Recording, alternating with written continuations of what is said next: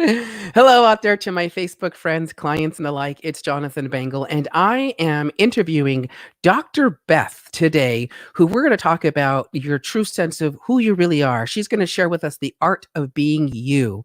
And more importantly, she's going to give us some insight to how to deal with children, with our teenagers that are ornery, that are coming out maybe, or maybe you just need to say, like, how do I handle XYZ? But more importantly, it's how we show up in this world. So I am excited to introduce her and bring her into my room. So I'm bringing her in. By the way, feel free to comment along and we will address anything that you say. So Dr. Beth, thank you so much for being here on my show. It's such a pleasure to see you here with me. You look fantastic, by the way. Woo, woo, thank you. So do you, naked. Oh my gosh, raw and real. Raw and real. That's it. That's what I'm talking about. So Dr. Beth, so just introduce yourself. Like, who are you? What's your about? Just give us a little bit of that, the typical sales commercial, so to speak. The little, the typical me, huh? Yeah. So I am known as Dr. Beth, America's teenologist. And the reason I call myself and have been called a teenologist is because I love teenage mamma jamma badass energy. They break the rules. They are the next generation. They are the next evolution. And I love because they don't, just because I say so doesn't make it so. So I just absolutely love teenagers. And I wrote the book, Embracing Defiance, helping your child express their unique voice while keeping your sanity. And so I help parents and teens bridge the gap in these crazy teen years. Wow, that is like, so what got you so, like, so first of all, you are a doctor of psychology. Yes. So you know what you're talking about. So you're not a self-proclaimed expert. You're like a legit expert. I'm supposedly a legitimate expert. That is correct. I have all the A, B, C, D, E, F, G behind my name. I'm the same way. So let me ask you this. So tell me your story. Like, how do you get involved in psychology and then focusing on teenagers? Like, what drove you to that direction in life? So I think part of it, JB, is that I'm actually a teenager at heart. Like, I actually had a business coach tell me one time, do you realize you're running your business from your teenager? And I was like, I can see that. I can see where you're coming from. And I grew up as a kid, even as a very young age, at 8 years old. I remember telling my mom, sit down, Mom. Listen to what Dad's saying. Dad, sit down. Say that back. What did you just hear her say? So I think I came in a little bit like a Mozart as a psychologist, and I always had a vision and a view. So I went straight from my high school right into clinical psych at Baylor, Waco, Texas. Then I had a plan to go straight into my master's in psychology until I hit this screeching halt when I was at a mental hospital working as an internship, and a dude was chasing me around the hospital saying, "You got my slicker. Hey, you got my slicker." And I was like, I don't know what a slicker is. I was wet behind the ears. And I was like, peace, I'm out. This is not what I was thinking. So I did a U-turn and started becoming a business executive coach. And I got my master's from Vanderbilt University in adult education. So I had 25 years working in all of the corporate world with like Cadillac Standards for Excellence, JD Powers and Associates. Anyway, bunches and bunches of names. I could name drop all over the day. And then when I was doing that, I decided, you know what? I should go back and get my doctoral degree because I'm messing with people's heads. Like, I'm talking to owners that are telling me about their kids that are about to commit suicide and just massive, serious things. So while I was doing my corporate work, I also got my doctoral degree. Wow. And so I really have a joint career. So my sweet spot is family-owned businesses. Where I deal with both the external teenager and our internal teenager. Because many of us entrepreneurs, we shoot ourselves in the foot. That's true. I call that the inner teenager. That is so true. I mean, Dr. Charlene, I was talking with her a few weeks ago, and she did bring that up. She's like, JB, like your little boy has kind of been running some of this stuff and we got to get control of it. And when she put it that way, all of a sudden it was like, you're right. And so again, it started to help me to shift, like, my direction. And JB, did you notice what you said today when I was actually interviewing you? You said, I know Dr. Charlene would say blah, blah, blah, but I actually like my little Jonathan. Yes. And so part of what I do is I embrace the inner family zoo. And I took what most people talk about, the inner child, and I've created an inner 3-year-old. That's the raw, emotional, the vulnerable, wants to hide under the covers, just almost nonverbal. Yes. Then comes along this little Poindexter that's a perfectionistic should monster, telling you what to do, when to do it, how to do it, where to do it, bossing you around. And this is what I would say at least 75% of the planet gets stuck in, this perfectionism, righteousness, Yeah. which triggers the inner teenager. That makes total sense. And right now in the apocalypse that we're dealing with, the inner teenager is like, well, I'm broke anyway, might as well close the business down. Or, I'm going to go dance in the street. I'm going to die anyway. I'm going to go dance in the street. So we're seeing this super 7-year-old that's like, stay perfect, don't move, let's figure this out. And then the part that's like the total rebellion. And then there's those that are just hiding under the covers in total depression. And what I do is I take all of those voices and all of those feelings and I integrate all of it, because every part of it matters. The 3-year-old wants to feel safe. The 7-year-old wants to do the right thing, be a good human being. And the teenager wants to have fun, be authentic, be my wild, bodacious self. And if I can't have all three, peace, I'm out. That's interesting you say that, because I always say to my clients when I still do, what am I talking about? With my clients, when I would consult with them, to get them to understand how taxes are actually impacting our businesses, because taxes are constantly influencing our lives. I mean, in our bedroom, for God's sakes. So, and because I have a core talk I talk about called Sex and Entities. Look it up. It's on my YouTube channel. And I link basically entities to sex practice, because it's really similar to that. So when you talk, when I explain to my business owners, your business is like your child. And Yes. So if you treat it like a child, then you can begin to, you can relate to it differently. For example, you wouldn't let people take advantage of your child, right? So Right. Why would you let people take advantage of your company? And so it's that kind of thing. And so of course, when I was mentioned about Jonathan, the little boy, I was like, oh, this is great. This is fantastic, because I'm familiar with this idea. And it's even more cool the way you put it, which was like a 3-year-old does this, a 7-year-old does that. And when I explain business ownership, I explain it in the same way.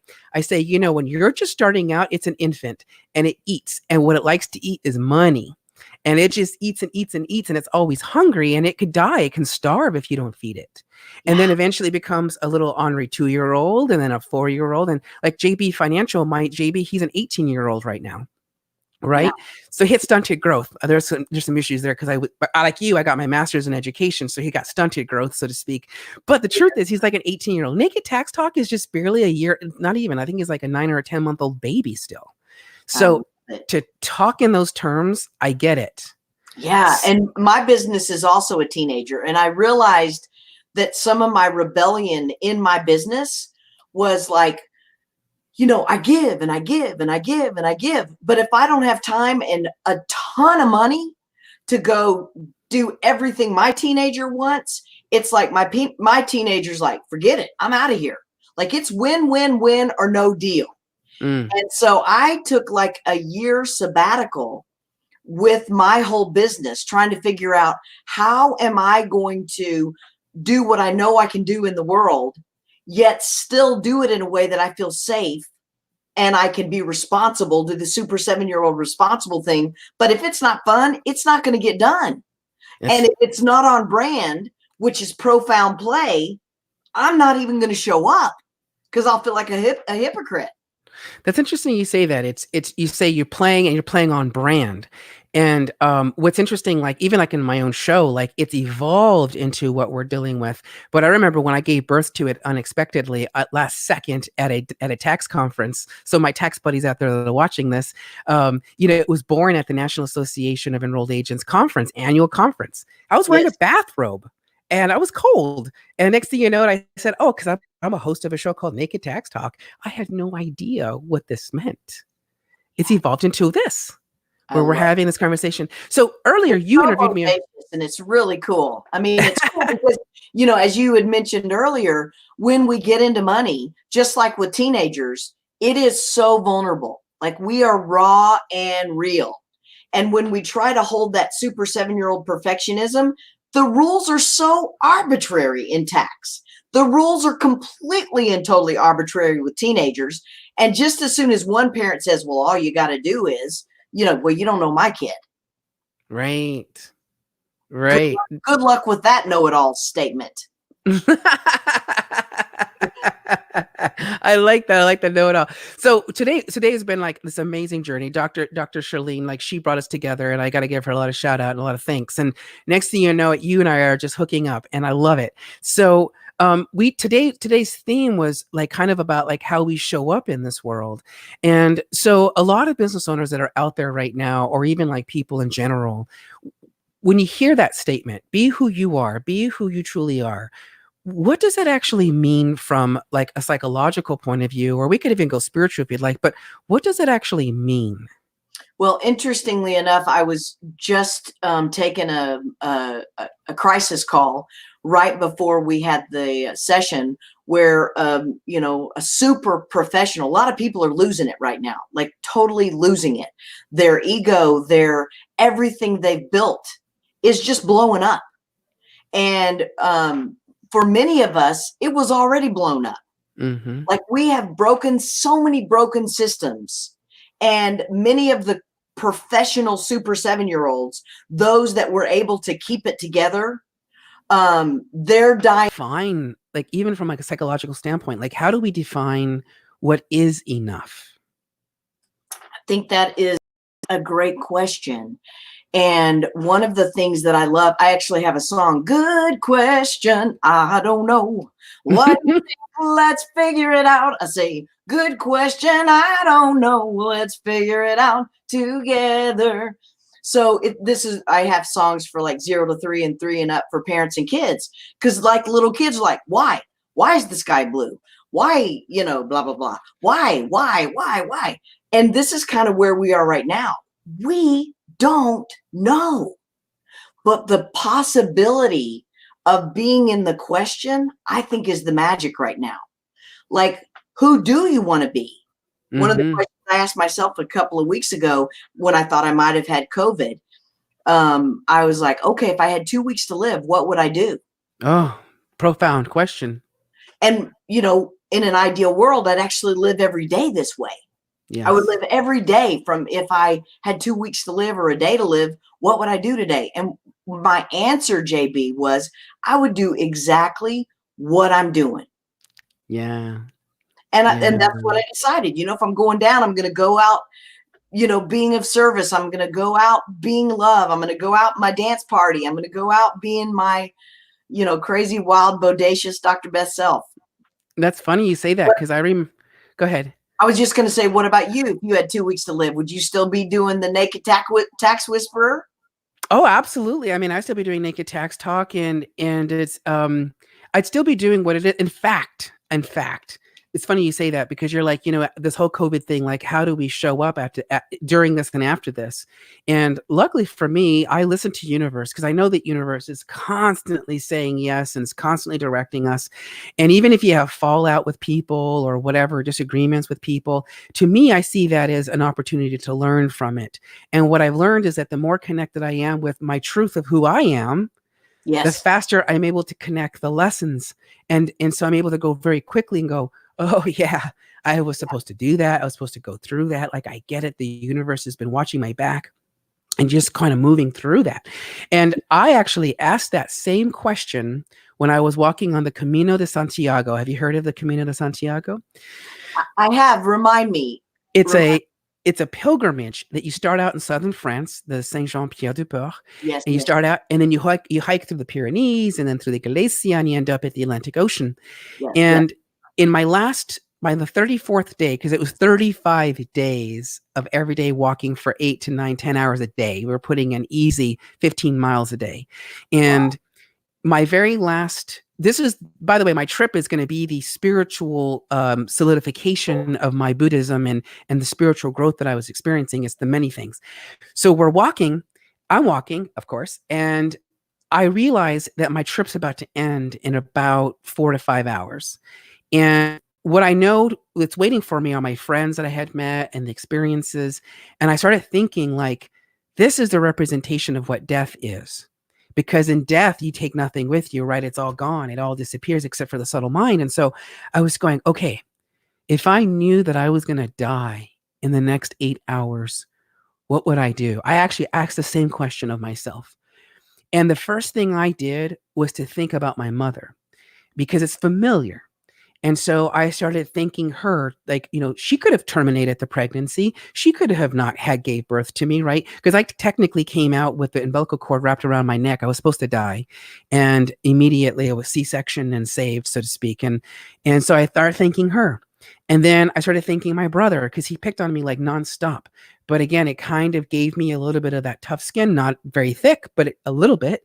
And then all of a sudden I started thinking about like my relatives, and it went crazy to the point where I was thanking the people who picked my coffee beans, because without them, I wouldn't be drinking coffee, right?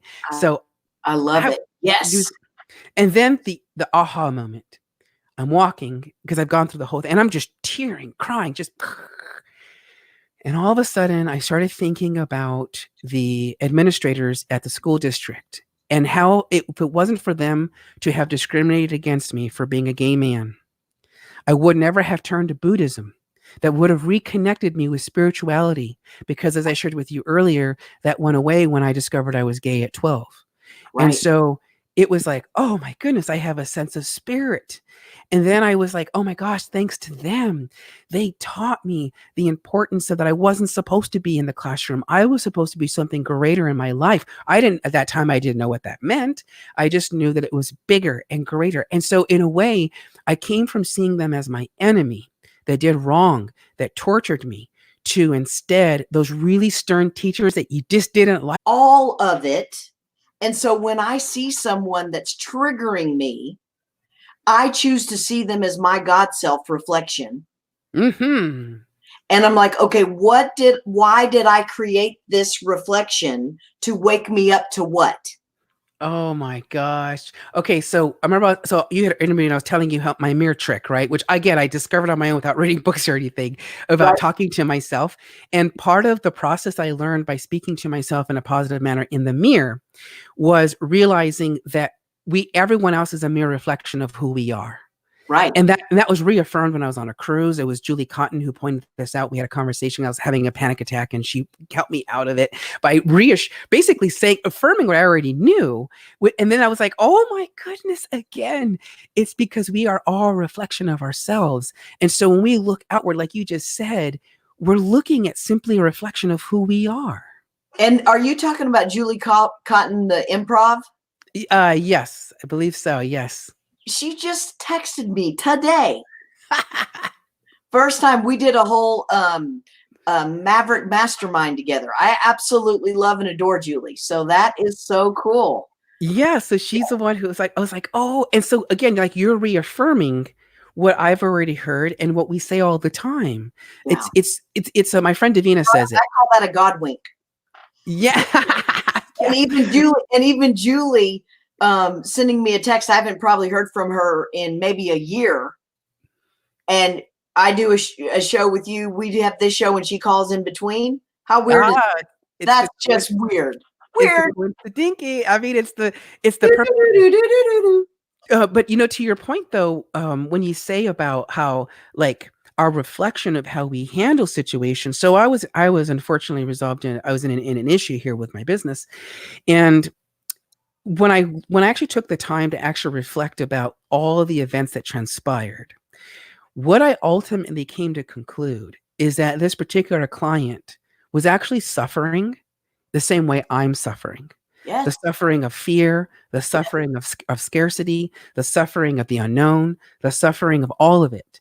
And the biggest bully, JB, the biggest bully is in the most pain. It's funny you say that, because what was part of my theme was, there's bullies that exist. I mean, as a gay boy, as a gay man, I mean, being bullied is part of my existence. And in a way, you look at the bullies and you say, because I remember being bullied so much to the point where I mentioned it to you earlier, where I was spit on, I was beat up on, I was called faggot, queer, homo. I was called all of those things to really feel less than. And the truth is that the bully, which is a mirror of them feeling less than. That's it. And then me going like, okay, so how do I rise above that? Oh, I know. That's right, motherfuckers. I am that faggot. I am that queer. I am that homo. Like, go ahead. What other words do you have for me? Like, I will be what I am and who I am. And granted, I'm not perfect, but at least I know that I'm moving towards that. Ooh, may I dare say that maybe enlightenment really is the true acceptance of self and other. Well, yes. So what about this, JB? Have you embraced your bully? So funny you say that. So in the things that were transpiring, I reflected back on the way I handled the situation. And I said, oh, that was the bully in me being passive aggressive by going, okay, fine then, bitch, you want out? Well, bye, Felicia. And I let it be, right? And then the rest of it transpires and it tumbles, right? Right. And that is, you're absolutely right. That is the bully in me reflecting back on the bully that was reflecting back on me. And so there's this duality of forces, which is ironic because the universe would send me Dr. Charlene to have me do what I call soul surgery. Yeah, she doesn't call it that, but I call it that, soul surgery, where I had a moment to really have my soul worked on. And I remember when she said to me, no internet, no cell phone, no texting, nothing, just let yourself heal. And I remember seeing a text message come through and it re-triggered me. And it quite honestly felt like the stitches were being pulled out of my heart, like literal pain. Yeah, I get it. And I said, oh, no. So I had to put on my adulting pants and basically respond back in a fashion that was like, we'll talk later. I'm on a retreat. Yes. But it's interesting because now looking back, and we're talking like a really short period of time, there's this part of me that feels sad in a way, like, had I not been the bully in reverse and come from a heart of compassion, which I normally come from, the whole situation could have been handled completely different. And so what it allowed me to do in my spiritual retreat was to go back to my Buddhist practice of meditation and to recalm back the mind. And then to go, oh, JB, the feelings that we're feeling are not external. It's all inside here. And the only thing I know you can control, I can control, everyone else can control are their own feelings. I can't control how you feel. I can't control the external forces that are happening around me. I have no control over that. Unless I give you my power. And I call it like giving you my yo-yo. And if I base my self-value on what you say, I let you send me down. If you lift me up, then I go up. If you just yank me around, I do around the world. Would you like your yo-yo back? Yeah. So sometimes I can't control my first thought, but I do get to choose what my second thought is going to be. I had a question for you, JB. With this experience you had with these people, are you just ecstatic that you played it out the way you played it out? Oh, I mean, absolutely. In fact, I already knew, I had already connected the dots in the very, very past. Like, honestly, like almost a year ago, I started connecting those dots and realizing that everything was designed this way on purpose. Yeah. Because I've been told all the time that JB, you're more powerful than you can ever imagine. JB, you're amazing. You're intelligent. You're a genius. You're fantastic. You're all these things. Especially if you have gotten through all you've gotten through and still be the strong, powerful leader that you are. Yeah. Hoo-ah. That's it. So I'm like, Okay, I am. And so I know that everything that's happening in my life, for me personally, I can only speak from my point of view, it's all been designed to set me up and to be cliche, to be in this moment here having a conversation with you. And what the purpose of our connection is together is a fulfillment of a wish that I made, because everyone who listens to my show knows I say this all the time. Universe says yes, it does not know no. And so I made a wish and I received a download from Universe that said, write in your magic book. I have a magic book. Write in your magic book and write down your wishes that you make. And so I did. I wrote a wish that I wanted to connect with the LGBT community on a better way than I have in the past. And lo and behold, through the chain of events, ta-da, because you work with LGBT youth and their parents. Yes. And so I'm like, holy moly, like OMG burrs right now. Like, seriously? So I immediately saw the connection. Yeah. And where it's going to go, it can only go up. It's super, super exciting. I really feel grateful, and I'm with you there, JB. It's like the God winks and the universal winks and the magic that unfolds. I had a similar situation with the business where I wrote a check to someone, had it legally done, blah, blah, blah, owned half a business, gave the check away, and the person just changed the rules. Like, just changed the rules. And I went to a lawyer, and the lawyer said, it'll cost you at least $40,000 to get the $20,000 back, and you're not going to get blood from a turnip. No. You'll owe me 20 and lose the 20 that you just already lost. So I decided not to take it on a fight and not to go there. So one of the things I did was I wrote down, okay, what's perfect and divine about this? And I started to write down my mirrors. So one of the ways I play is I see what I see in someone else, knowing that I'm going to be swallowing that medicine in a minute. Uh-huh. So yes. I'm writing down, she was a bitch. She was a thief. She was a, XYZ. Yeah. Name it. I had pages and pages. And then I'm looking at, okay, where am I a bitch? I'm a nice person. And, just to call someone a bitch is pretty dang bitchy. Yeah, I mean, it's funny you say that, because I was watching a show on Netflix. So they don't pay me for this, but it's a show called Pose, and I actually watched a documentary about what it is. And so RuPaul, we all know who RuPaul is at this point. He's brought a lot of this mainstream stuff to our existence today. I mean, gotta give the guy some credit. And Pose is all about, like, you could be sassy and bitchy and catty. And I think RuPaul coins the word, the T, and, or dropping shade, throwing shade. And in a way, he's embracing the bitchiness inside of all of us. That, if you're going to, like you just said, if you're going to call someone a bitch, then it's okay for you to be a bitch just in the same manner. Now, the question is when, right? It's all about timing, right place, the right time. Well, I didn't say to her face, by the way. I don't want to create more karma in my life. So whenever I see externally, I go and bring it back into me. Yes. And look at it, heal it, transform it, own it. Yes. So that I don't have to act it out. Another one of my songs is feel those feelings and name them out. Name them out so you don't act out on somebody's head. It's funny you say that, because so in part of my processing of digesting everything that went down and everything, what I realized is that because when we get to a point where we say, okay, I get to a realization, it does not necessarily mean we have to pick up the phone and say, hey, here's the realization, right? Like, here's XYZ. Another 20,000. Yes. So a case in point. So unfortunately, I had a relative that had a drug problem. And so they came to stay with me. And in 3 months, they taught me a lot. I mean, I'm telling you a lot. I can tell you about the NA meetings. I can tell you about the Anon meetings. I can tell you just so much. Yes. And what she taught me was how to truly have a real heart of, like, the teacher again. Like, she taught me how to really truly have compassion, but also with wisdom. I always, I remember the monks telling me, right? One hand is compassion, love, giving, kindness, all the virtuous things we do in life.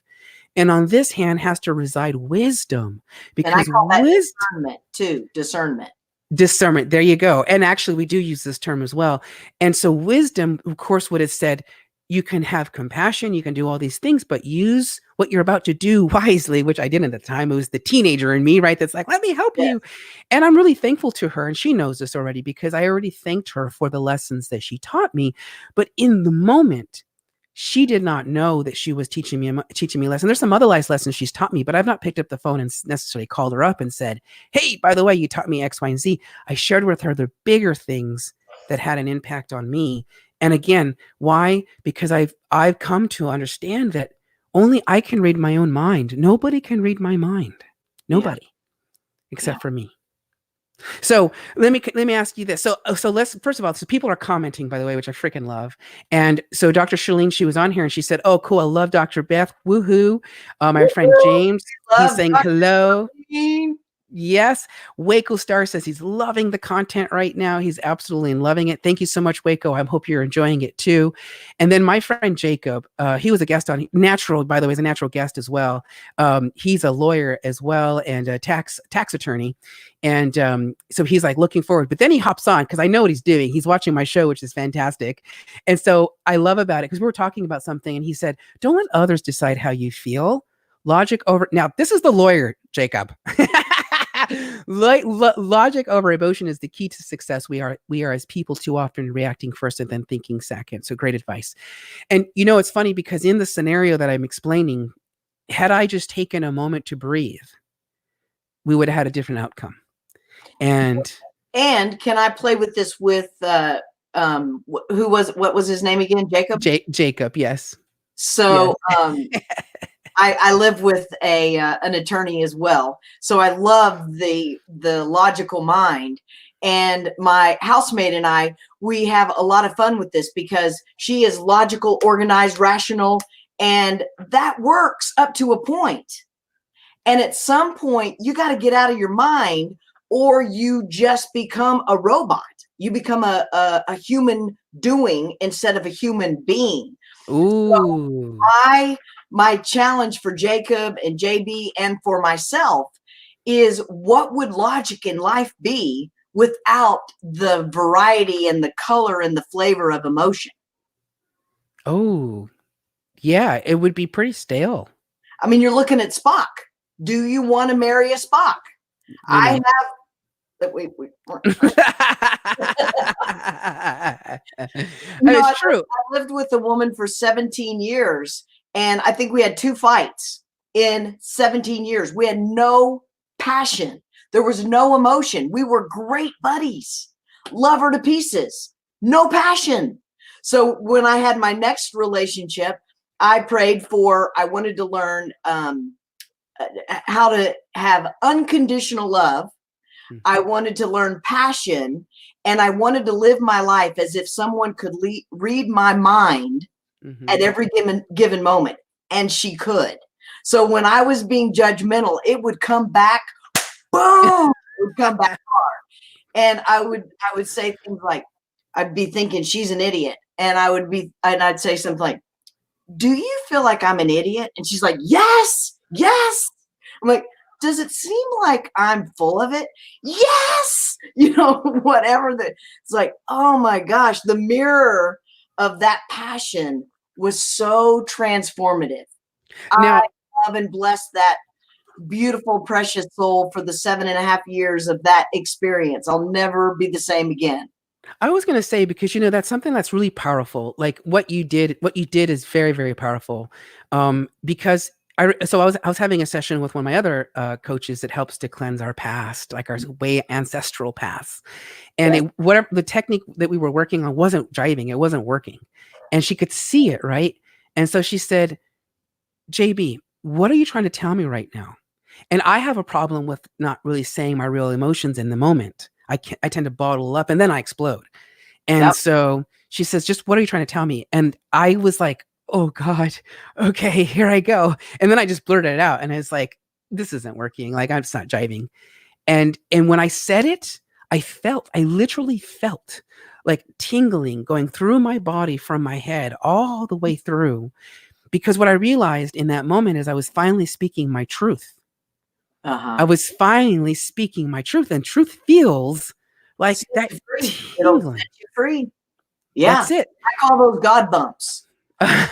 Yes, it's so funny. So, okay. So, by the way, Dr. Charlene, she's still here with us. She just said she's here with us. She's saying great blend of fun. Dr. Charlene, we're gonna get you on my show too because I think you're phenomenal. We got to talk about your soul surgery services because, again, phenomenal. And we can tell some stories about Dr. Charlene and how she's a master of the universe. Can I do a shout out for her real quick, JB? You sure can. I'm gonna leave her right there so you can see her picture. Okay. So just recently, I was actually in a place where I was in a turn down. It was a moment in time where it's like, I've got so much to give. I can't find a way to get it out. And she took me through that psychic surgery, that inner world, that inner expansion. And after I went through that experience with her, which I don't understand, the unknown 7-year-old is like, I can't make sense of it, but I don't know how to get the electricity to work either. So I love what she is bringing to the world. Yes. And so many of us, if we can find ways to understand each other's differences and seek to understand and get the gifts so that all boats can rise. Yes, I love that. I mean, our different puzzle pieces. So I don't have to be the best and you don't have to be the best and she doesn't have to be the best, but we can get the best of all of us. We could just be, like you said, we could just be humans. Human being instead of human doing. Yeah, which is exactly that. I mean, she, like I said, she was like, again, phenomenal. And yes, so Dr. Charlene, you're like freaking I will sing you praises.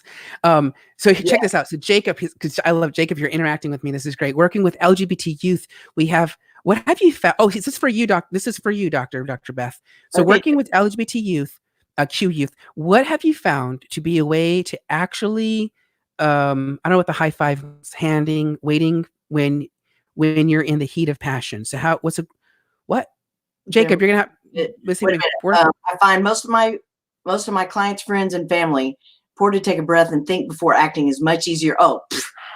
Isn't that the truth, Jacob? Easier said than done. Oh yes. Easier said than done. And so here's what I would say to that, Jacob. One is all we need to do is have one person that is conscious at any given moment. So when I'm working with a parent-child team, sometimes the parent is the adult in the building, and sometimes the teenager is the adult in the building, and the parent has left the building, and you've got just two young people. So a lot of times I'll ask people when they're in the heat of passion, who has the most anger right now? Who has the most hurt right now? Who has the most fear right now? And then I ask the other one, are you able to hold space without reacting? And if both people are in the heat of passion, then everybody's got to go take a time out and go get their own inner work done. So sometimes, and I would say right now on this planet, there are many, many, many souls that have nothing to give. Like we are working from empty coffee cups. So I was working with a coach probably 20 years ago, and I was like, I've got so much to give. I've got to go save the world. And I had this whole Messiah experience in my mind. And she said, go get yourself filled up. You're depleted. And that's kind of what I did with Dr. Charlene. It was like, stop in your tracks. Stop giving. Yeah, because that's the whole wisdom component thing. Like, if we give indiscriminately, if we just keep giving and giving and giving and giving, we could find ourselves basically without. And we do need basic needs to survive. We need to do basic emotional support. We do need all these basic things so that we can support. Absolutely. But to answer Jacob's question directly, I would say parent timeout, person timeout. And one of the things with taking a time out, when people are codependent and want to be close, there's usually one person in a relationship that wants to run and go get time, and That's the other me. chasing them. That's plain. Okay. So one of the things that's really critical is when you're the one that needs to have time, whoever needs to have time, the most space, no sex, that one always wins automatically. You cannot force someone to come to the table when they can't come to the table. Oh my gosh. Okay, You cannot force it. However, JB, one of the things that you can say is, I'll be back in 30 minutes. So for somebody like you, JB, and somebody like me, we're the ones that like to be connected. We like to be in relationship. So when the other person leaves, we're like, oh no, where'd they go? When are they coming back? Let's fix the problem. Let's be in relationship. They can't be there until they have permission to tell us no. Teenagers and parents. If you put a child and you force them to be in your space, one week in particular, I had 3 families that called the police. Wow. You cannot force connection until everybody is back in their own power, or unless one person can handle it. That's interesting you say that, because because in business it's the same methodology. If you force someone into buying your program, if you buy someone into buying a tax plan or whatever, then what happens is, in the back end, the subtle feeling is this resentment that is there, because it's like, I don't know where else to go. I don't know what else to do. Okay, fine. So I move forward and I give you the money. Well, the money is energy, which has now been tainted with resentment, but no one's talking. No one's actually saying anything. We're just moving through the emotion of, the doing, as you say. I love that, by the way, like the doing process. And it's no different. Like, if you force a client to stay on, it creates more heartache versus saying, listen, we need our space. Now is the time. And that is, by the way, something that I remember getting an aha moment. And again, we're like a leaky pot. This is what I know. We're leaky pots, so we forget these things. But what I remember is the non-attachment. So it's kind of like when a client, they leave us sometimes, or we let them go, right? It's practicing non-attachment and understanding that nothing lasts forever, that everything is in a constant motion of change. In fact, so much so that we call this the impermanence, the existence of impermanent existence, meaning that the earth is literally shifting, but it's doing it so slow we don't actually see it. And then change happens like that, where, like you said, like, your emotions are that fast. 1 second you're pissed, the next you're excited. 1 minute you're horny, the next you're not. Like, this is how fast for us, because you know why? Oh my God, I'm having a download. Are you ready? Bring it. It is like looking outside of a car when you're a passenger and you're seeing the scenery flashing by you, the grass and things are real close by the car. And then you see way out in the distance, the mountains that still stay there for miles and miles and miles, and they don't really change. They just keep going. That is like our human existence. Mm-hmm. It's inside of us. It's happening fast because we're at the center of movement. But out there, it appears like it's happening real slow. And JB, one of the things that I'm playing with is finding a way to find, and I call it to get on the head of the pin, to find my place right in the middle of the pin, right in the middle of the crisis.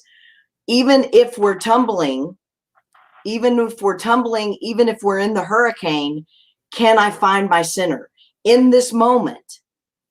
Do I have food in my belly? Yes. In this moment, am I safe? Yes.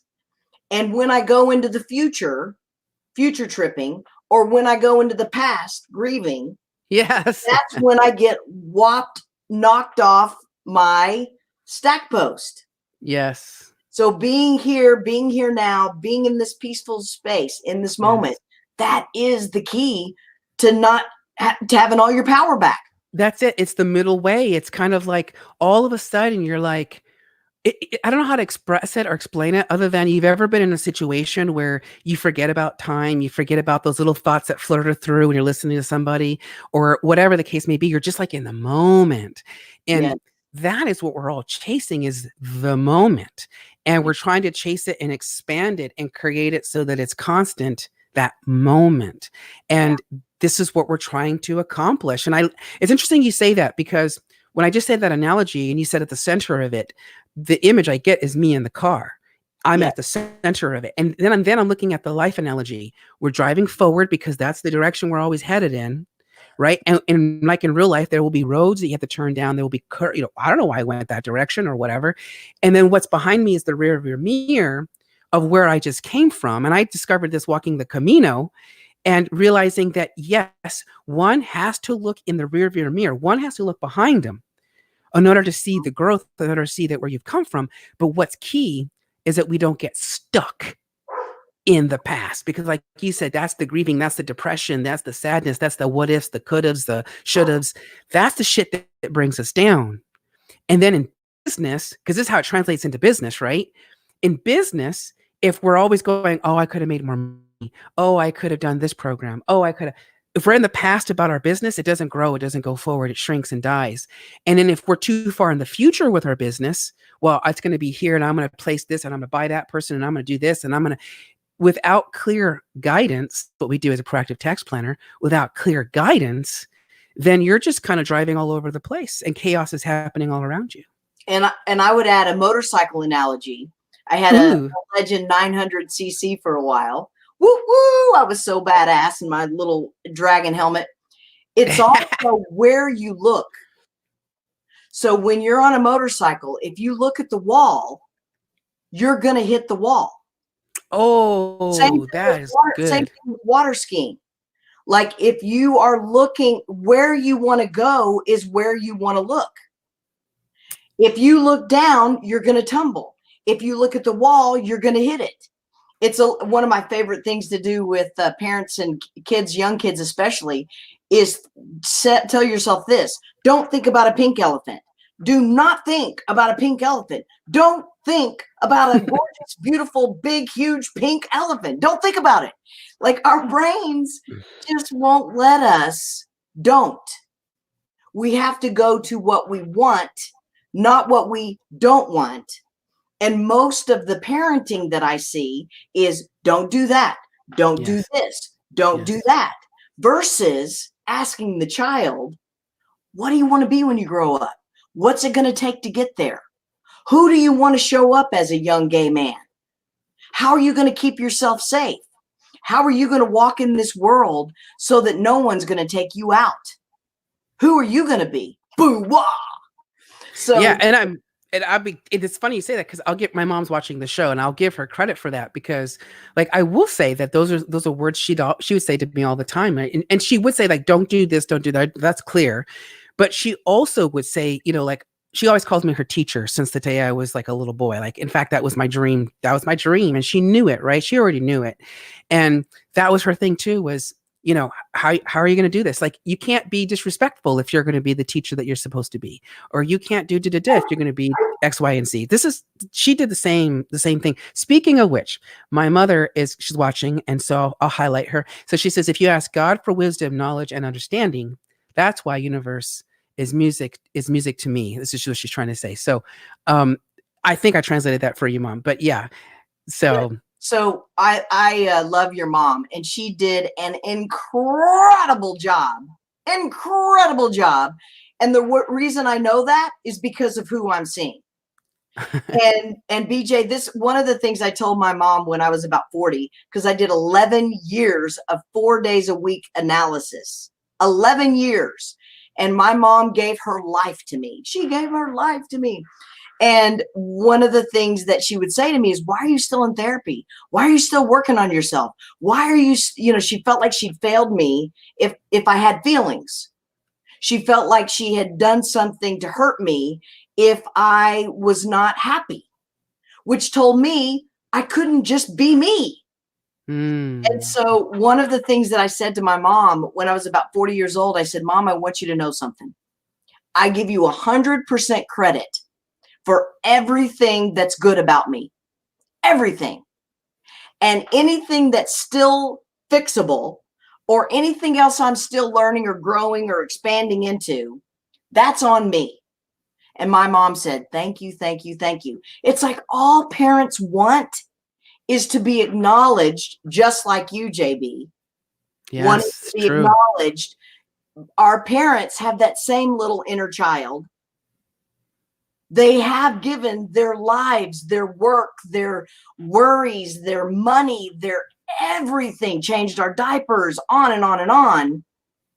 And all they seek is to finally, ultimately be freaking acknowledged for what they've done. And what most of us children do is we point out all the things that weren't right. That's well, true. This, well, you didn't do that. Well, you didn't do this. Mm-hmm. So I just really want to thank your mom for the phenomenal job. And I'll talk out of the other side of my mouth. Maybe you took that beautiful gift of your mom, utilized what her intention was, and became the young man, the adorable, strong leader that you are. Yeah, I mean, I remember having a lot of, and my mom, she's about to hear this now, but I remember having a lot of resentment towards my mother, and a lot of, dare I say, hate in a way, because, you know, she knows this already because we talked about this, but, you know, the spankings and the abuse that took place and everything else, and it really was traumatizing to me, and I already told her that she already knows. I'm going to interrupt 1 second because I just can't help myself. That abuse, that spanking, just make a note of that and see where you've done it to yourself. Keep going. Well, so what I actually ended up telling her, which is true, is that I realized that it wasn't her. It was the upbringing that she was given and then her relatives were given it. And it's just this lineage that just finds its way through. You know, being a child of poverty, I remember when I was getting my master's degree, I think it's Harvey Pine, who talks about the cycle of poverty and education, right? She's social economics and how education and poverty go hand in hand and so forth and so on. And I remember that she had said that when you are born into poverty, what they discovered is that the statistics of people who can get out of it is extremely rare. I mean, we're marginal. And to think that I was able to rise above that with all the conditions of being a gay boy, a flamboyant gay boy, you know, you name it, being the top of his class, you know, graduating number 4 out of 398 kids, like you name it, full paid scholarships to university that I would lose because that was a culture shock to go from a space where you're friends with teachers to you're just a number. That was a weird thing for me. But the point is that to rise up above that and to come out of that, you're absolutely right. Because what happened is I started looking at my mother differently and looking at her in a positive light. That started with me on that journey on the Camino, where I started saying, like, thanks to her, like she could have terminated me and not given me the opportunity to have this moment right here, right now. And like, I know that she suffered just as much as I have suffered. And maybe even 10 times more. Exactly. And this is why every time you cry, it's like the mother dies. And who you are today is the vision and the possibility that your mom let you see for yourself. So she said you're the teacher. She set you up to become this rebellion to the spankings. She double dog dared you to become your greatness. She did. You set her up to be the perfect mom, to grow you into becoming the perfect man that you have become. So when we want to take our power back, like if we stay in victim and we keep telling the stories of what was done to us, if we keep telling the stories, even if we go past our mom and we blame our generations, the real power is when we take our power back and see the gift of who we are. One of the things I tell parents is I say, do you feel like you're a bad mom? And I'd ask your mom this. Does she feel like she's a bad mom? Or you can respond, Mom. You can respond if you want to. You feel like you're a good mom or a bad mom? I'd love to hear your thoughts. And then I would ask you, JB, the same thing. Do you think you are a good son or a bad son? Oh, I'm going to default to obviously and go with I was a good son. And okay. I know I also was a bad son. Okay. You know, hopefully your mom's owning her greatness, because there's no such thing as a good parent with a bad son. There's no such thing. So even a parent that you do the opposite to everything they've taught you, that still was your greatest teacher. This makes total sense. So I help parents when I say, who here is a great parent? And everybody's like, I failed. I said, basically, you're putting a curse on your child. You're telling your child that they're a failure because you failed as a parent. So what I love is when I say to parents, are you a good mom? I love to see every parent in the room say, oh yeah, look at my kid. Speaks for himself. It's funny because like what I'm thinking again is the business analogy, because like I could see saying the same question. How many of you believe you're a good entrepreneur, you're a good CEO of your company? Yeah. And then, looking at the failures as a business owner, making decisions as we're making them down the road, right? And for me personally, you get to be right. So yes, whatever you believe, you get to be right. which it comes to the statement, I think, I don't know who told me that, but it was there are no wrong decisions we've ever made. They've all were made with being in the moment, like right now. And in our businesses, it's no different, right? Because our businesses become who they are as a result of us managing it the way we do as a best parent knows how to. Like my mother, she raised me to the best of her ability.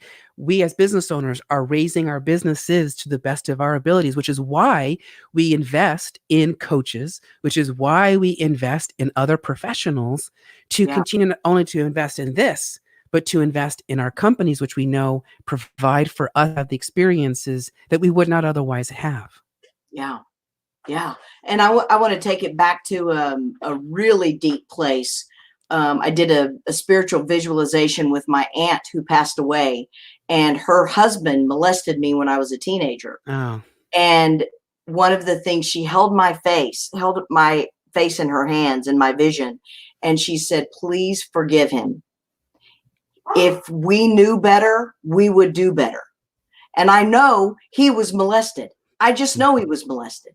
And the only way to stop the cycle of blaming, shaming, victimization, and all of these things that keep us in our, well, I had it hard, look how great I am, that's an addiction as well. So can we step into and own without having to step on the back of somebody else that pushes them down, which turns them into an even bigger bully? Yes. And the cycle perpetuates. Yes. It's again, I bring it right back to business because it's so true even there too. Yes. Like it's the same I mean, let's be real. It's human existence and our businesses are an extension of who we are. Yeah. There you go. That's it. By the way, I think someone said, Jacob, I need to work on getting out of my mind. That's why vacation is so important. You're getting a vacation right now, Jacob, whether you like it or not. We are all being given a global vacation. We are. And, here's the thing, though. Like, Jacob, I'll talk to you about this, if I may. So, Jacob, I think we all say that. We all say, it's got to get out of my mind. I just got to get out. For me, what's really worked is it's not about getting out of the mind because the mind is inside of us. But instead, it's about controlling our mind and to reconnect with the things that bring us joy, to reconnect with the things that bring us happiness. And, in a very basic level, for example, I love playing video games. So I'm a generation that comes from video games. And even though we didn't have the latest and the greatest until my mom had enough money to save up for a PlayStation, it was a Nintendo, the one above it, Super Nintendo. My mother had saved for months and months and months and months and months for us to get one. And so I'm a generation like that, a little bit late to the gaming world, but believe it or not, I love to play video games. And so that feeling of like, ooh, I'm going to go play a video game. Like the feeling is a lot of joy and a lot of happiness. And so I like that. And so my husband and I, that's actually how we connect because we're the same age, he's 40 and I'm 39. And we love to play the same video games. We play Elder Scrolls Online. That's what we like to play. And I had not played with him for about 3 years because I kind of got bored and whatever else. And because of COVID-19, this is the beautiful thing about COVID-19 and the beautiful thing that came out of the drama in my life recently is that it forced me to step back and to go, JB, just like we posed earlier, if we were going to die, what are we going to be doing? And I completely stopped doing everything. And instead now I spend more time with my husband. We play video games. Last night we binge watched on Netflix. part of getting out of our mind is letting go of the what ifs and the should haves and I got to do's. And it's, yeah. yeah. And it's about, because here's the truth, right? Here's the truth. This is true for Jacob, for you, for me, for everybody. If we croaked tomorrow, what would our clients say and do? There's not much they can do. You're dead. So why would we beat ourselves over the head to fulfill an emergency of somebody else that is not an emergency to me? Because I'm not going to take that step. And so it's interesting because my corporation, my business, I'm one of a very few tax firms that actually adheres to a 5-week vacation policy, that takes a week off after tax season, that takes 2 weeks off for Christmas and New Year's, and takes a week off for Thanksgiving. And I give that to my employees as well. And the reason for it is because I did not want to be that accountant that worked from January through April, from Monday through Monday, from 9 to 9, because I already did that when I used to work with CPAs. Yep. And so I decided, you know what? I want to take my time. I want to enjoy my life. And so I created boundaries. I didn't know I was creating boundaries, but I was creating more boundaries that basically said, listen, I'm not preparing your tax return if you're calling me on April the 10th. The deadline for us is April the 1st. I don't care if it's April 15th. For us, it's April the 1st. Why? Because I learned that when I play in somebody else's emergency, I'm the one who goes into the hospital. Mm-hmm. And you have to step back and say, listen, it's your emergency, not mine. And can I give you one other piece with that? Please do. So I totally agree with you, and you probably do this. What a lot of people do is they set their strong boundaries without considering the win-win for the other. Like, for example, I've run into that boundary of another accountant. I didn't know it was the boundary. So have you trained your kids to know the boundary so they're not enraged when they hit up against the wall? Have you trained your clients to know what you have for self-care?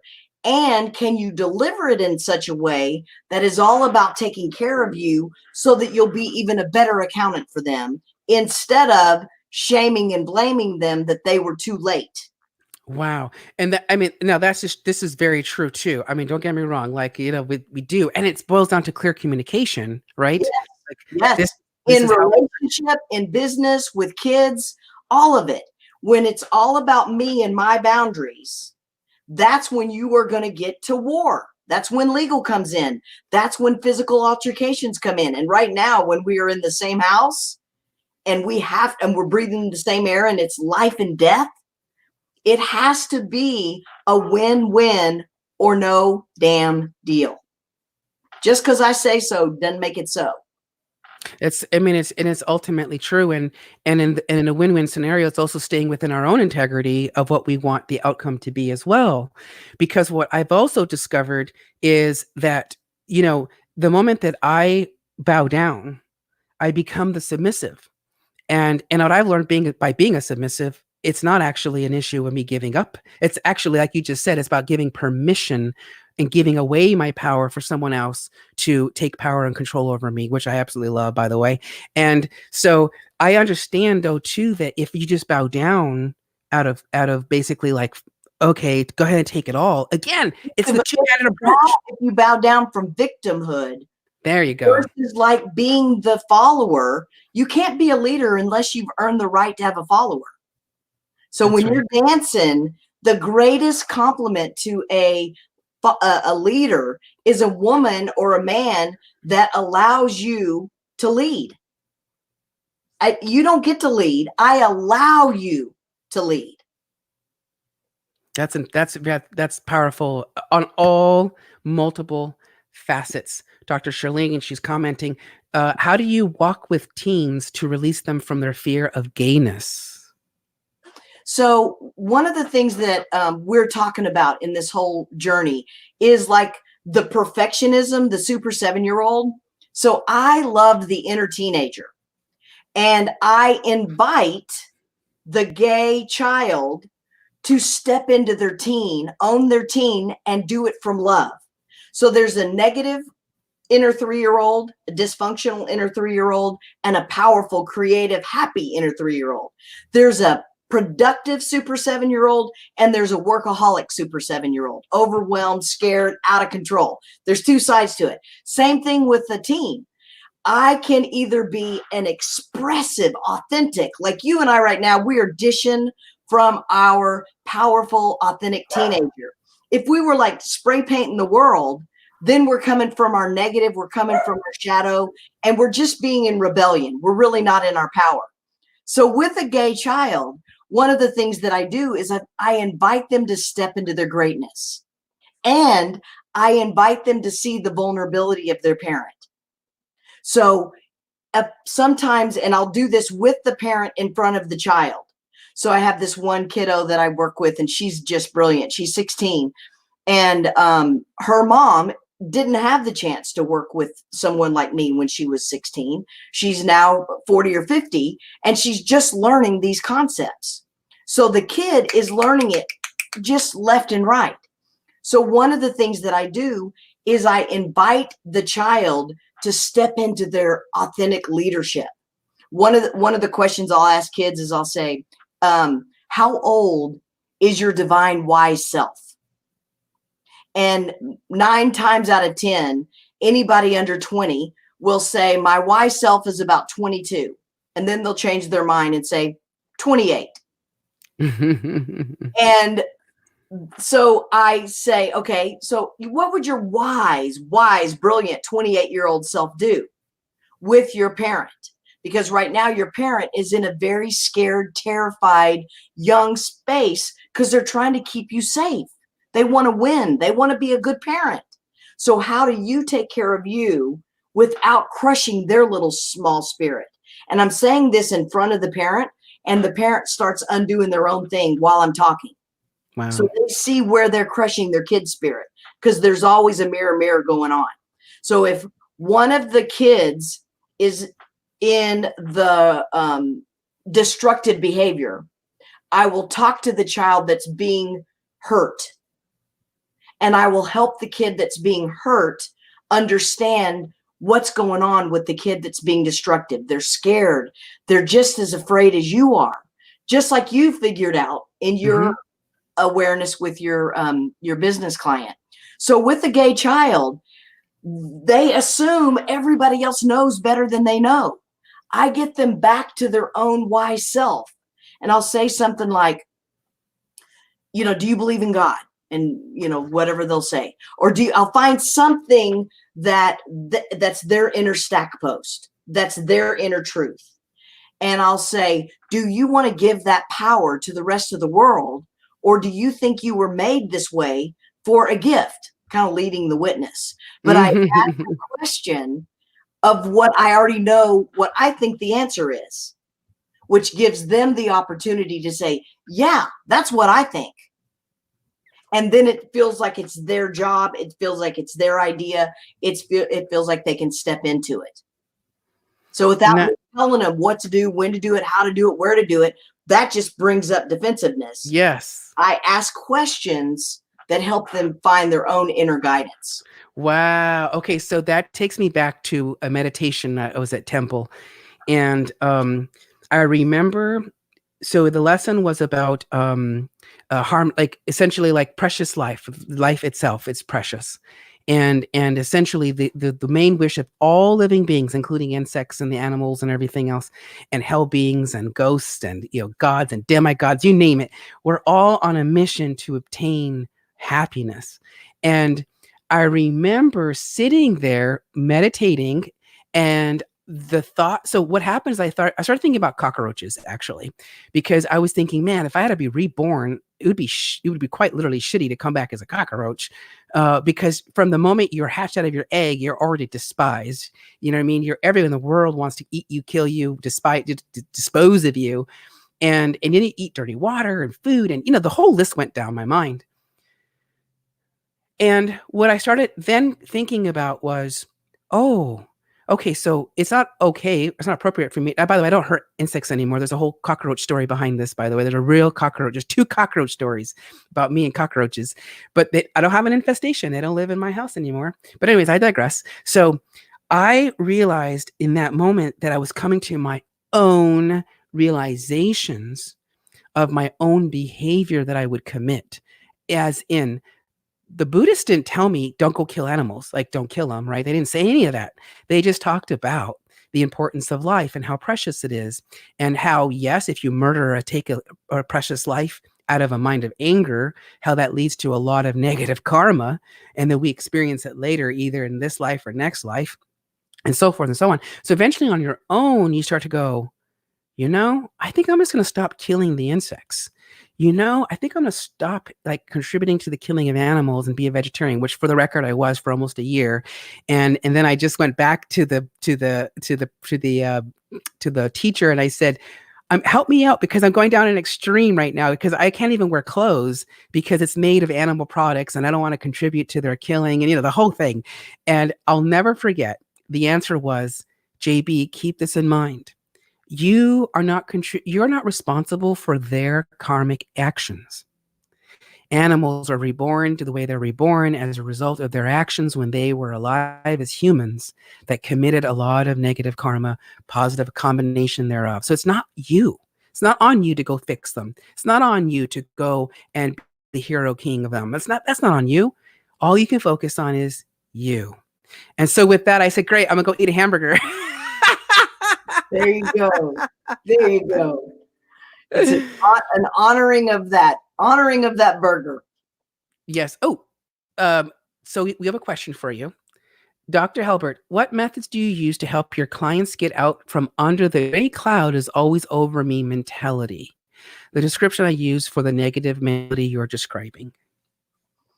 So thank you for the question. I have so many tools in my toolbox. I've been practicing as a licensed child and family psychologist for over 20 years. And I was in the corporate world for 20 years as an executive coach, consultant, facilitator. So I've got so many tools in my toolbox. It depends who I'm dealing with. Am I dealing with an emotional 3-year-old state? Am I dealing with a perfectionistic super 7-year-old state? Am I dealing with a rebellious inner teen state? Am I dealing with someone? I mean, there's so many tools. One of my favorites that I actually use every day on my dance party is movement, breath, being in your body. And just try this, JB. Hold your eyebrows up. Smile really big and put your hands up in the air and say, I'm depressed. I'm depressed. That's actually kind of hard to do. I'm depressed. So that's just one silly thing. But that can just kind of give you a moment of breathing. I have so many tools. Another one that I have is one of the reasons that I think 99% of the people that are in depression is because they're not shining their authentic light. So when I give them permission to rage, they stop being depressed. When I give them permission to vent, they stop getting depressed. I had one 19-year-old I was working with, and she'd been crying her whole life. And I said, I want to tell you something. Here's what I want to get you to do. For the weekend, Friday, Saturday, and Sunday, I want you to cry for 3 days, guilt-free. Now, if you make yourself bad and wrong for crying, you got to start all over again. Mm. And so she said, okay. So she hangs up the phone, and she calls me sends me a text about 20 minutes later and says, what do I do if I can't cry? Because part of what's making us cry is us telling ourselves we shouldn't be crying. Part of what keeps us up at night is us telling ourselves we should be sleeping. Part of what keeps us whatever is the telling ourselves that we shouldn't be who and what and where we are. Oh. So as we relax into what is, it's kind of like a cloud. It just dissipates. I don't have to, wait, I want to keep thinking about that cloud of depression. It's like, I was feeling sad. Wonder what feeling's going to be next. It's interesting you say that because I actually journal. I'm a journalizer since the age of 14. And one of the journal entries I just made an entry about maybe a week or so ago was saying, JB, it's okay. It's okay that you're distracted and you want to play video games.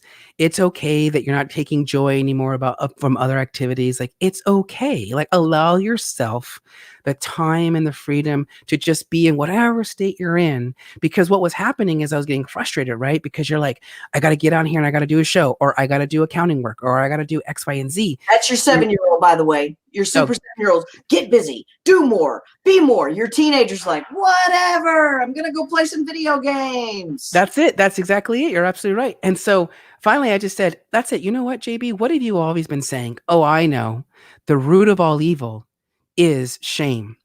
And so, and the reason, and that's it, as for me, that's what it is. It's the root of all evil. And the reason why, because I said that to myself, because I'm self-shaming by, oh, I'm not busy enough. Oh, I'm not doing this. Oh, I'm not doing that. That's the self-shame that then puts all that guilt and all that trauma on yourself, like what you're talking about. And so go ahead.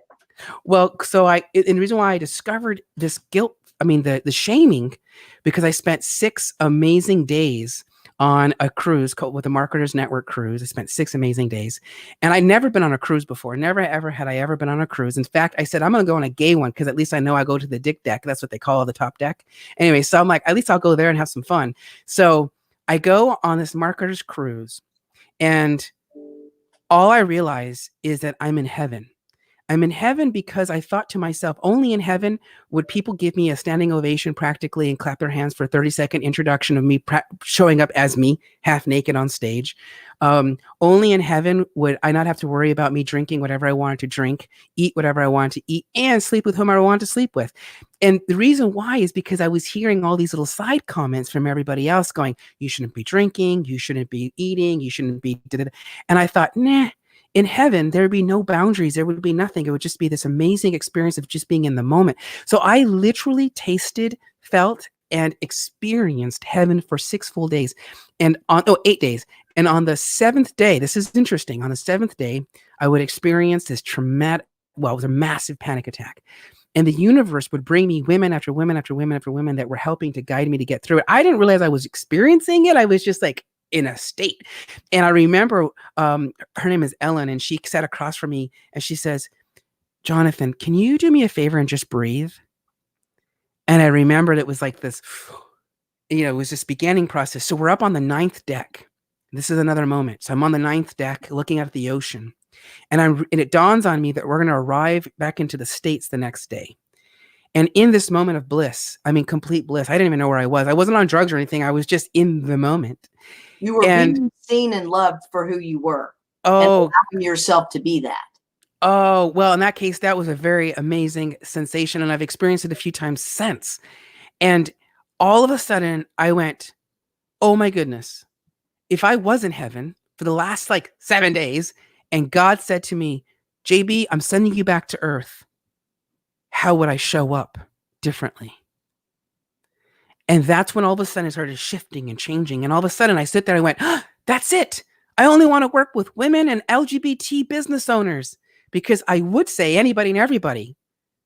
And that's when I got my final message of who she is, who he is, what they look like. My avatar was immediately sent to me, because what happened in that moment is I started realizing that everybody who came into my life to support me through all of my struggles were always women for most of the point. 98% of the people that ever came in when I was struggling or going through something, it was always a woman. And it also realized, and I dawned and said, oh my goodness, women are treated like second-class citizens. I'm like a third or fourth class citizen. And then I realized, oh goodness, if I can show them how to unlock the mystery of taxation like I did for myself, I can go and take my message and deliver it to where it needs to be delivered. Yeah. And do the same while helping them through the process. And so that became the focal. I love it. So may I give you a gift? Please do. So write down what your prescription would be for women. Like if you could give them a prescription, they should fill in the blank. And tell me what it is. Okay. Right now? Yeah. Because it came to my mind already. Okay. So the prescription, if I was going to offer a prescription, yes. ultimately what it boils down to is that women should ultimately find themselves in self-acceptance, to step into their power of who they are and reclaim it. Because through a sexual experience now about 2 years ago, I made love to a woman. And when I was at the end, I remember shouting out loud, "Oh my God, this is what straight men have been chasing since the beginning of time. Oh my God." Like Yeah. it was, now I'm not straight, but I mean, it was this moment. It was the further solidification of that. So read it again. So women, my prescription for women is that they should truly accept who they are and step into that power of who they are. So who do you think could use that message more than anybody on this planet right now? Well, I'm obviously myself, but this is the truth. So yeah. Read it one more time. I said that. So women. So my prescription for women is, or just put your name in it. My prescription for me. My prescription for myself is to truly step into my self-acceptance and to reclaim my power for who I really am. Yes. Yes. That's it.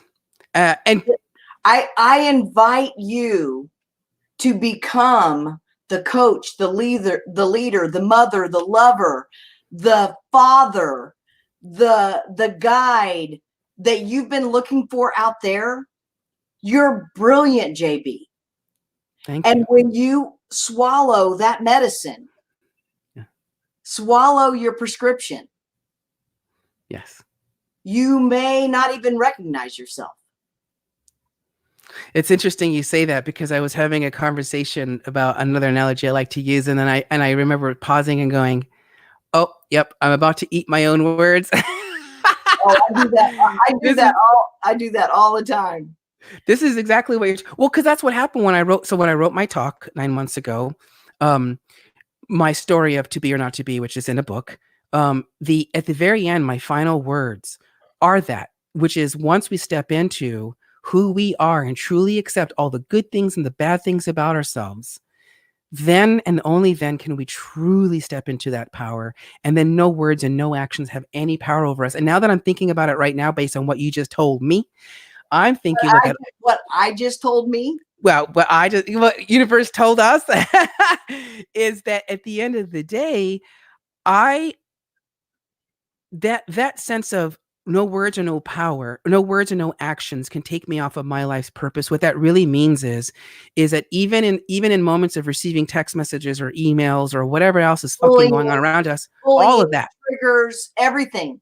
That is so the power is saying, I'm not going to let that move me, because I'm stepping into who I am.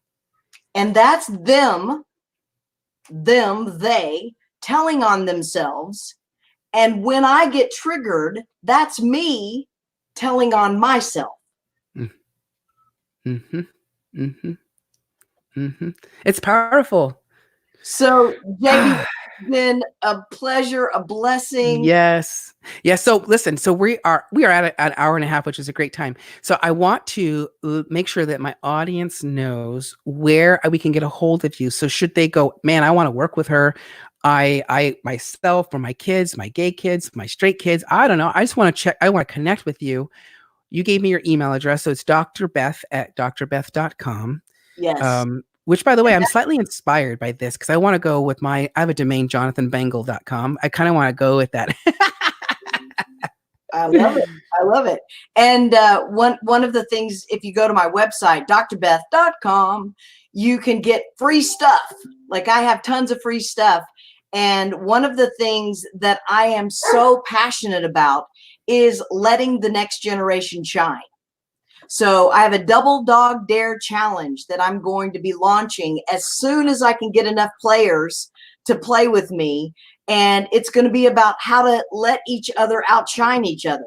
So part of what we've done today, JB, is I had a session just highlighting you. Yes. And putting you out in my Be Proud page for my Facebook group to help parents have a place for their kids to know how to be proud, shining super successful gay men and women and trans and stepping into their power. And then you flipped it and then interviewed me. So we are doing what I'm talking about. It's the Double Dog Dare Challenge. We just won. Boom, drop the mic. I like that. I'm going to actually put this out there. So it's going to be the Double Dog Dare.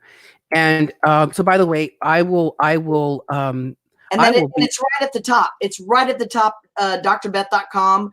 You can find it. I have a Facebook group, Double Dog Dare Challenge. It's a 10-day challenge. I'm going to go through my 10 keys.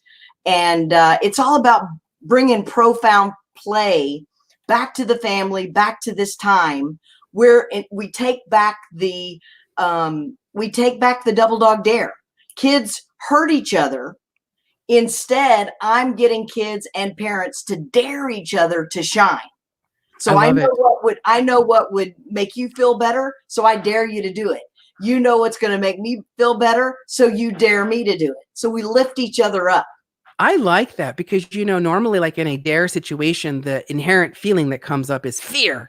Like, yes. Oh no, like, oh gosh. And you're also giving us permission to shine because how many times that we shine and then society dampened the light, right? Yeah. And so this is going to be a safe space. So here's what I'll share with you is when we get off of here, I would love to go ahead and send out this challenge to my mailing list and open it up so that they can hopefully participate. And we'll post it all across all of my platforms too. Awesome. And let's get you 10 people to play. Sounds great. Sounds great. I'm envisioning having a dance off. I'm envisioning, I have 2 millennials that have a crash and bash 'em experience where they actually do demolition of houses and then they bring people in and let them express their emotion. So I'm going to do that virtually with them. And I have tons and tons of ideas. I'd love your ideas too, JB. I'm sure you have a million. And that'll be part of the challenge as well, which is to let the teens and the parents give each other challenges to have the other one shine.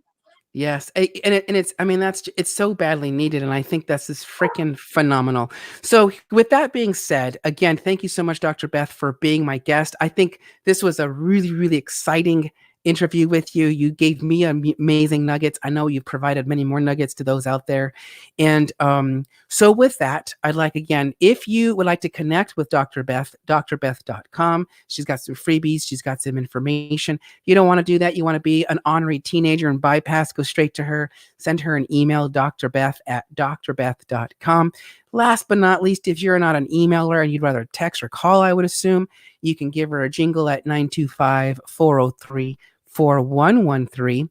And if you're interested in figuring out how we can fall into self-love all over again from a tax perspective, or want to be a guest on my show, let's get naked at nakedtaxtalk.com. And Dr. Beth, when I end the broadcast, there's about a 2 to 3 second delay. So I just like to make up dance moves and music boop-a-doop-a-doop while it ends. So here we go. Ladies and gentlemen, thank you so much for joining and watching my podcast and my show. Again, if you're watching this on YouTube, hit the subscribe button and hit the alert as well. If you're listening to this on my Naked Tax Talk Facebook page, make sure you hit the alert button so you know when I'm coming online, and hit the like button. And if you're in my JB Women's Just Because Facebook group, which is a community for women entrepreneurs, feel free to also make sure you hit the alert button there too. With that in mind, I'm Jonathan Bengal. As my husband says, you say that 20 times and you never sign off. So with that, adieu. Do do do do do do ba da ba ba.